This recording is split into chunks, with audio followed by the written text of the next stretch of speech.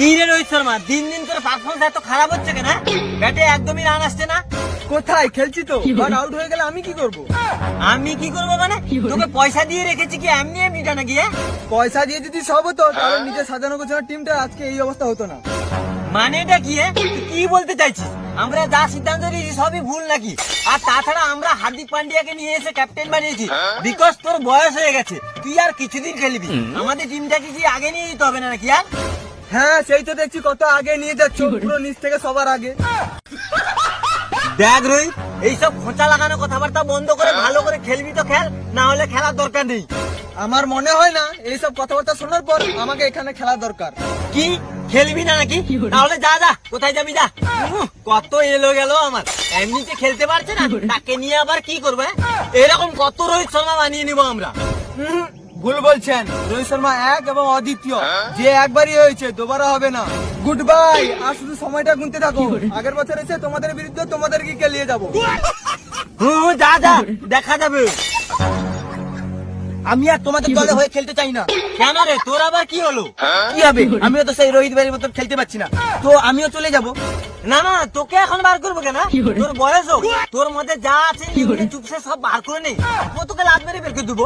কোনো দরকার নেই লাভ মেরে বের করা, এখানে রোহিত ভাই নেই, সেখানে ছাপটি ক্যাপ্টেন ক্যাপ্টেনশিপে খেলে কোনো লাভ নেই। আরে আরে সূর্য, রাগ করছিস কেন? তুই এখন চলে গেলে আমাদের ঘুরে ফিরে ছক্কাগুলো কে মারবে বল? বাড়া তো ছক্কা মারে কি লাভ, এখানে গেঁজা করি ম্যানেজমেন্ট চোখে তুলসী পাতা দিয়ে রাখে, যে পাঁচটা ট্রফি জেতালো তাকে ক্যাপ্টেন থেকে বের করে দিলাম। শালা যত বড় মুখ নয় তত বড় কথা। দাদা, তোকেও আমরা বের করে দিলাম, যা। আচ্ছা, সবাই যখন বেড়ে যাচ্ছে সেখানে আমি থেকে কি করব? যেখানে গুরুদেব নেই সেখানে আমিও নেই। কি? না না না, তুই যাবি কিসের জন্য? তুই হচ্ছে আমাদের বিশ্বের 1 নম্বর বলা, তুই চলে গেলে আমাদের কি হবে?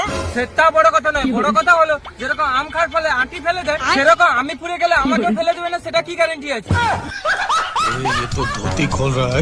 দাদা, তোদেরকে কাউকে খেলতে হবে না, আমি আমার বাচ্চা কাচ্চাদের নিয়ে এসে খেলিয়ে নেবো, আর ট্রফিও জিতিয়ে দেখাবো। ঠিক আছে, তাহলে আমিও তোমাদের বিরুদ্ধে বল করবো, আর তোমার ছেলেদের মাঝে রেখে টক করে ভেঙে দেবো। শালা দূরের দিকে থুতু ছিটতে গিয়ে দেখছি নিজের গায়েই পড়ে গেল। এখন আর কেউ নেই রে, কি যে হবে। আমি কেন মরি না?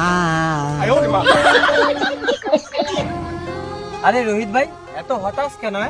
ব্যাটেও রান পাচ্ছ না ঠিক মতো। স্বপ্নের রাজবাড়ি যখন ভেঙে যায় তখন কার বা মন ঠিক থাকে বলো? আর মনই যদি না ঠিক থাকে তাহলে ব্যাটে রান আসবে কোত্থেকে বলো? রোহিত ভাই, এরকম ভেঙে পড়ো না, সামনেই বিশ্বকাপ, ওটাই ফোকাস করো। আমাদের জিততে তো হবে নাকি? আর আমরা পরের বছর তোমাকে কেকেআরে চাইছি। টেনশন নিও না ক্যাপ্টেন, সম্মানের সঙ্গে খেলবে, ভালোবাসার সঙ্গে খেলবে। কেকেআরের সমস্ত পাগল ভক্তরা তোমাকে চাইছি কেকেআরে। কি আসবে তো তুমি? সেটা না হয় সময় বলবে।